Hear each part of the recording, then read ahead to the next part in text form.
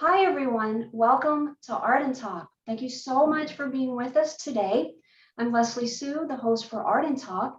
And today we're launching one of our Flashpoint video series. And Flashpoint is where a practicing artist has an opportunity to take on an instructional teaching role, and where our guest artist will be sharing key pointers and insights and tips, recommendations in their creative area of expertise. So today we have a returning guest. We're so excited to reconnect with her. And she's a poet, and she's an author, and she's an editor. And she will be sharing with us some flashpoints in her area of poetry and writing. So let's go ahead and get started. Thank you again, everyone, for being with us. I'd like to welcome our guest for Flashpoint, Sara Altman. Hi, Sara. Hi, Leslie. Thank you so much for having me back. I really enjoyed our first interview together. Oh, So I have a few notes here. Of one of the things, because I talked about my first interview, my mother was a creative writing professor, so she was a big impact on my writing, and she always encouraged me. And the biggest thing I can remember of her saying is show, don't tell. So I was thinking about this right before. It's almost like when you watch a movie, the movie is um it's getting the viewer in on every sensory level. So you're watching something, you're hearing something, uh, you can't smell something, but if there's a way that you can write that can be provocative in all of these senses, that's what you want. You don't want to say like, oh, I walked to the supermarket, there was a sale. You want to say like, oh, my sneakers scuffed the pavement, something about that's gonna be reminiscent of your mood. Maybe you're talking about your your old tattered sneakers, but it's really a symbol for your mood. So you want to sort of like poetry should be able to be unpacked. It's a very succinct language, so you don't want any wasted words. um I know like I've also heard like be careful with adjectives, like just try to make your nouns really good and use less adjectives. um and then you can make your nouns better. And just with the whole show don't tell, that's how you draw the reader in, and that's how you grab them. Otherwise there's this disconnect, and I think it really makes a difference between a successful piece of writing and one that doesn't quite like get the reader involved. So um yeah, that's a really big thing. Second, avoid cliches. Like whenever you're reading, so I'm an editor now. I have a journal. It's called Whimsical Poet. And whenever my mother and I work on it together, we're reading, it's like you just get knocked out of a poem if you're reading something, and then all of a sudden they'll say like, uh, the wind whistled through the trees. It's like we've heard that so many times. You have to, like, how can you say that different? How can you stand out? How are your trees different than everybody else's trees? How is the wind different than everybody else's wind? Um, so you definitely want to avoid cliches because it can ruin a perfectly good poem.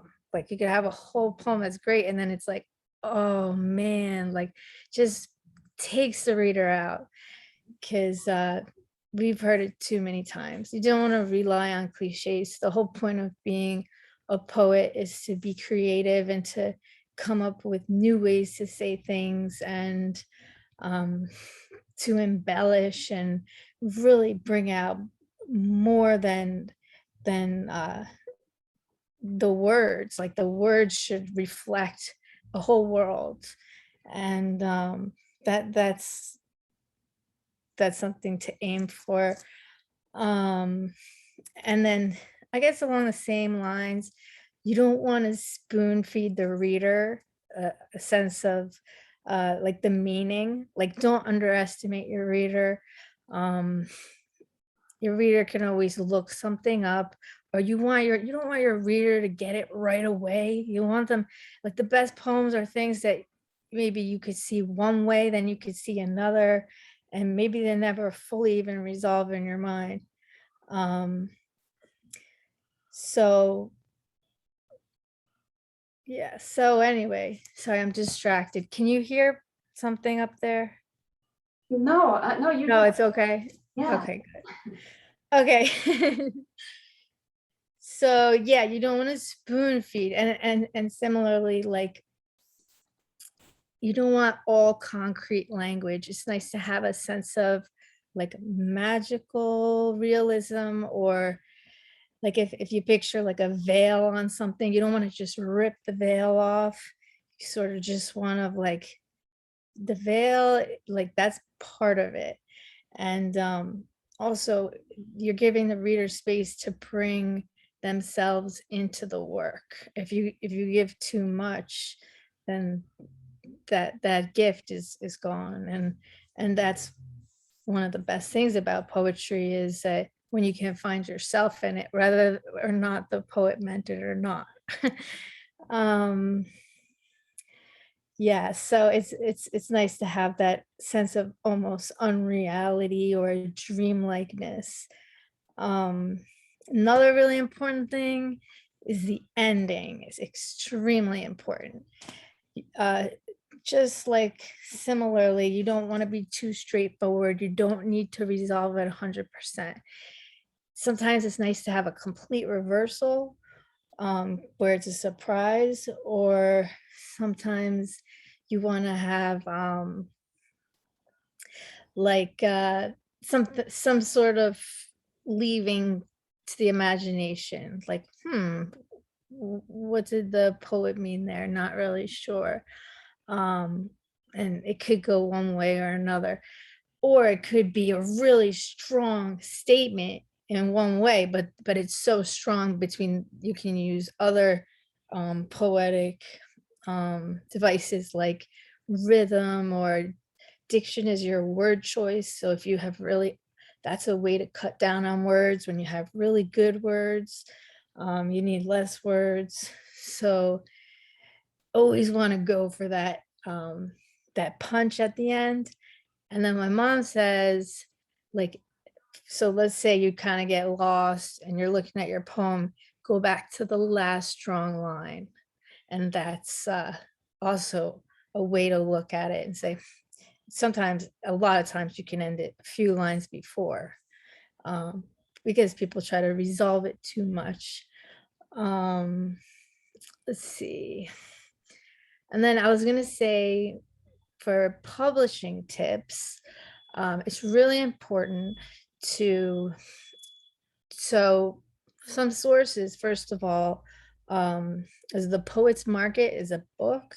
It's been around forever, that gives you information about all different journals and sort of what they're looking for, deadlines. And then a newer resource is called Duotrope, Duotrope, I think.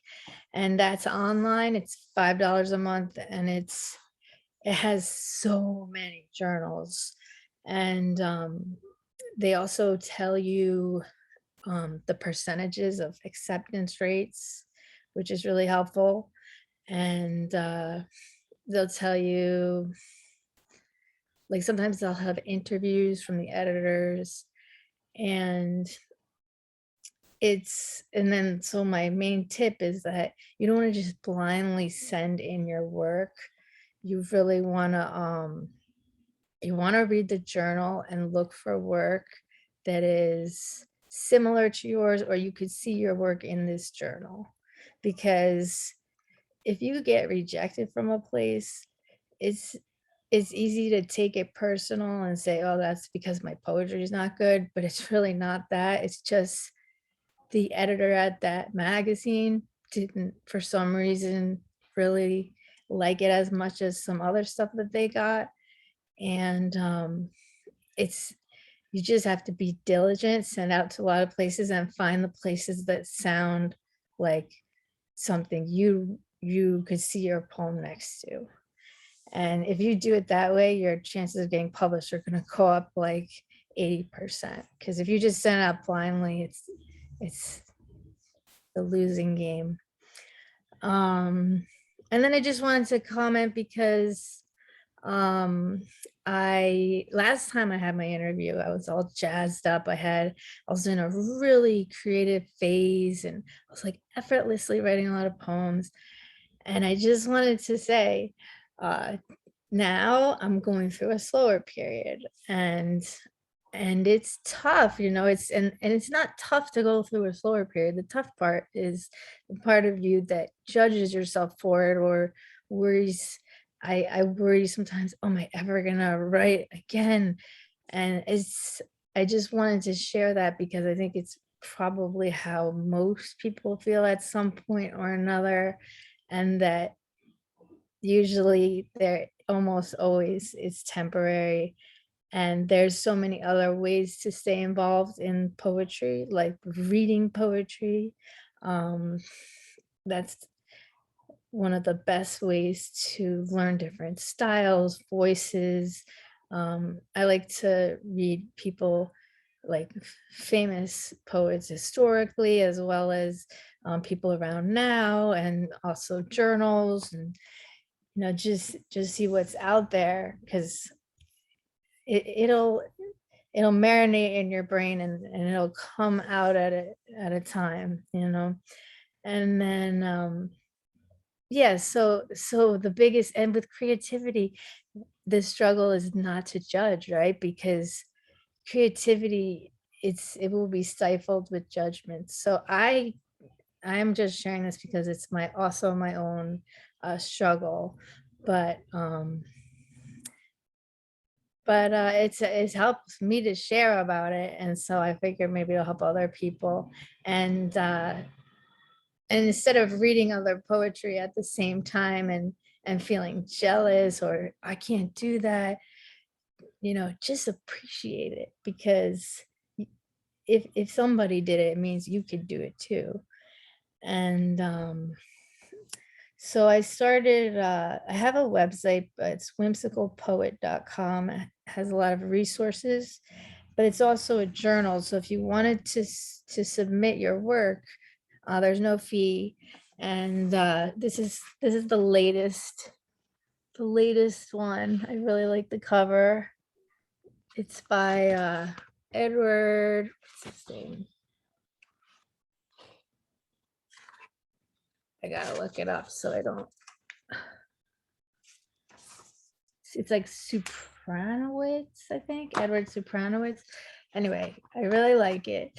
And so basically, it's a rolling admission. You can send in anytime. The details are on the website, and we put it out about 4 times a year, and have some repeat poets that we really like, as well as a lot of new poets, and it's just really fun. And then I also have started an art journal, which is like people start submitting art. It's really pretty amazing. So it tends to be on the modern side, but yeah, we'll look at anything. So send your work in, because we love to look at it. And it's been a journey for me to from the designing to the publicity, keep the Facebook page, and it's a lot, but it's rewarding. Let's see, do I have any other? I guess just write, like, even if what you're writing isn't publishable or isn't something that you even take pride in, just to write, to get out the feelings, to get out the to keep yourself in practice and of your word choice. And just enjoy it.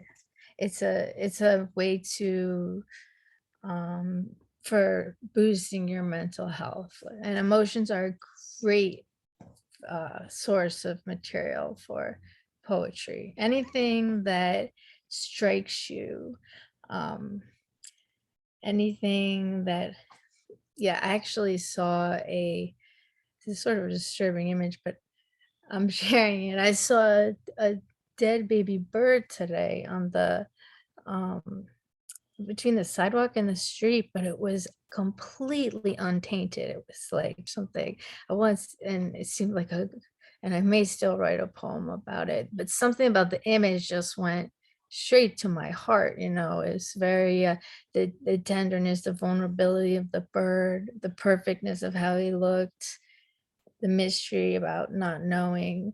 And so anything in your day, and even things that you don't think you could write about, like if you were in a store, just start to pay attention to all the sensory things going on. There would be a poem out of that. You could find a poem out of that.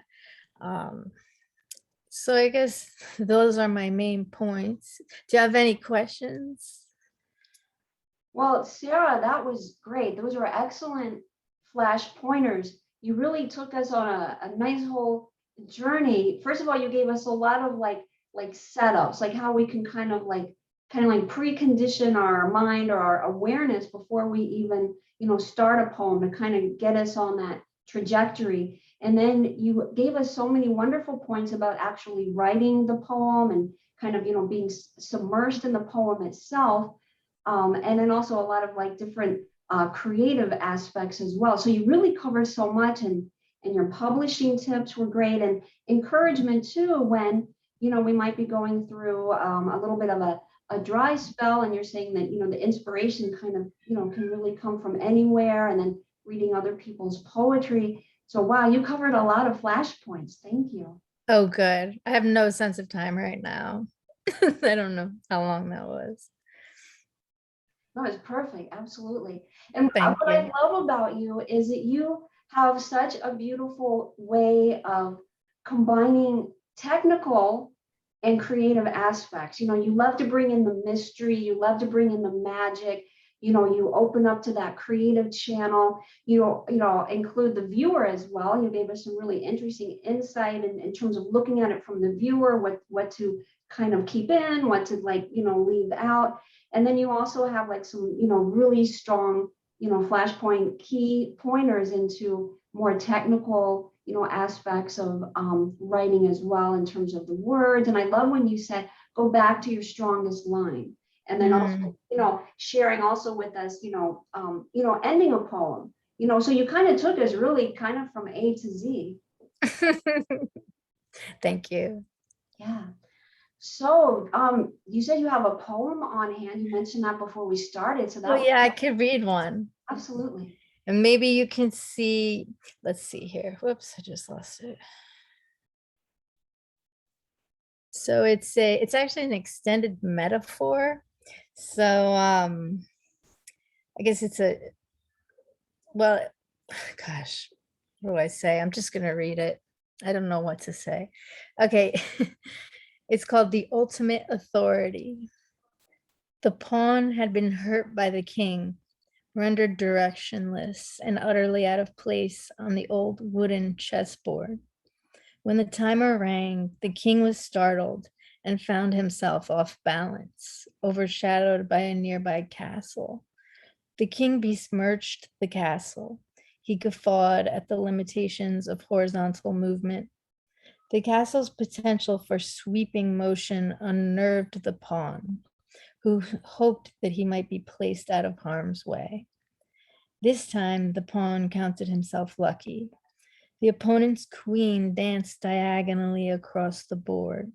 She greeted the castle, removed the king, and gazed at the relieved yet befuddled pawn. She allowed a resounding silence to surround them before speaking. When in doubt, aim for the opposite side of the board. If you reach it, you will attain transformation. The pawn squinted to gain a vantage point of the farthest square he could see.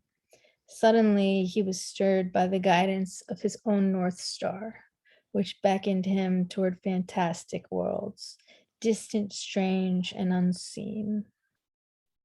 Mm. Thank you, Sara. Yeah. All right, so those were wonderful key pointers, and that was a beautiful poem that you just shared as well, kind of like bringing us into, you know, your style of writing and kind of getting into like your head and heart of how you express your poetry. Are there any other key pointers or advice that come to you before we close up this flashpoint? Oh yeah, I was gonna say, it's great to have a thesaurus on hand because you can look up synonyms, antonyms, you can look up rhymes when you need to, because if you have a word and you're like, that's a good word meaning wise, but it's not interesting enough. And I love doing that. I always look up different words. So Yeah, and that's a great way to kind of expand your frame of reference with one word. And you were, you know, saying, before, Sara, not to go into the cliches, and it's also, kind of ties into that and kind of finding words, different ways to express the same thing. And you were saying part of poetry is, being original and kind of finding that inner voice, within you that reflects, yourself. mhm. Yeah, great. All right, so Sara, we know your website, and you're also on Facebook with Whimsical Poet. Is there any other social media links that you want to I have present? it's on Instagram too, Whimsical Poet. Okay, all right, very Yeah. good. All right. So yeah, submit your stuff, and thank you, Leslie, for having me. It's always such a joy. Oh, thank you, Sara. It's great to reconnect with you, and thank you so much for participating with Flashpoint and some brilliant flashpoints.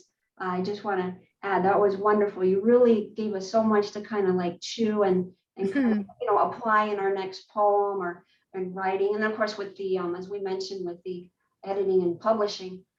All right. So thank you again, Sara. Much success with all your endeavors. I love how you bring collectively almost a collaborative effort with other artists and bringing in the visual arts as well. Thank you so much. Yeah. All right. So thank you and much success, and stay in touch with us, Sara. Okay. All right. Thank you so much, everyone, for watching our Flashpoint video for today. And we'll talk soon on the next Flashpoint. Until then, be well and be blessed.